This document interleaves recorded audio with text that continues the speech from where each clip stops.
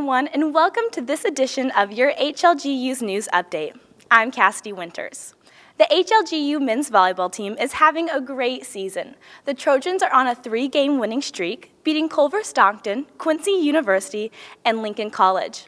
As Zach Voss tells us, the guys are led by a head coach recruited from a very unusual place, the HLGU Education Department. Here's more on that story. The HLGU men's volleyball team knows what it means to face adversity. Prior to the 15-16 school year, former head coach Justin Brubaker parted ways with the university. Due to the late notice, the athletic department found themselves in a tough position when trying to find a new head coach. Despite the difficulty, athletic director Jason Nichols says not having a season was never an option. We never thought or really considered folding a program. I mean, men's volleyball has been a strong program for us enrollment-wise, and we know there are a lot of student athletes here that made their decision because we offered men's volleyball. After having no success in finding a coach, Nichols decided to look internally. He approached education professor Dr. David Hazen about the opening.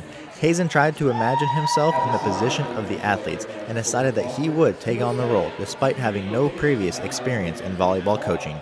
I thought how difficult that would be, putting in all that time and effort that some of the upperclassmen have put into the program, and sacrificing as much as they had for the program. And I just couldn't imagine what that would be like. And so my heart really went out to those individuals to say, you know, even though it's not my area of expertise, I do have a lot of experience coaching.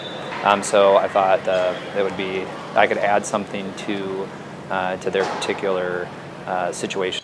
Because Hazen had no experience in volleyball coaching, he had to rely heavily on the upperclassmen to carry some of the load. But when it comes to the upperclassmen, I think you know, they've really added into helping develop those underclassmen, taking on almost like a coaching player's role during this season. Despite the start of early morning practices, players have grown fond of Coach Hazen and appreciate what he does for the team. Senior Dakota Metter says Coach Hazen has brought the team closer together and made them more like a family. I really try to emphasize the drama because we were like a high school cheerleaders out there last year. We were just so much drama on the court, off the court, and no one was friends with each other. Now we're like a family. Like every weekend we want to go to Coach Hazen's house and like have family dinners and stuff like that. The team is playing well under Coach Hazen as they recently took down the number 9 team in the country and have won 2 in a row against Quincy University and Lincoln College. The Trojans currently have a 4-7 overall record. Reporting for TNN, I'm Zach Voss. Also making news this week, the final for Trojan Idol is just around the corner. From Motown to the 90s, Trojan Idol is captivating the audience as HLGU students displays their talents to their peers. Former contestant Alicia Ramsey says she loved performing in the duet round. I got to work with a friend, Kirby, and it was a lot of fun because we worked as a team, and I didn't feel as nervous because I wasn't up there all by myself, and he and I did choreography together, and it was just a really good time. Trojan Idol has students awaiting the final round of competition, which takes place this Thursday night. Those students left in the competition are Susan Acuff, Jenna Massey, and Joshua Casebolt. Moving on to some now exciting news in the HLGU Theater Department. HLGU Theater Director Sabrina Brookshire says students are in rehearsals for the musical Fiddler on the Roof. The cast is working hard, rehearsing 3 days a week for the show.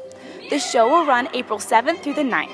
And finally, it's midterms week, which means that spring break is just days away.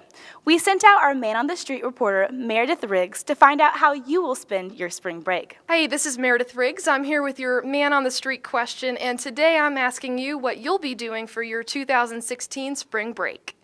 I'm going to go home to Winston, Missouri, and then I'm going to hang out with my family, and I'm going to go to school and go and teach with my mom a couple of times.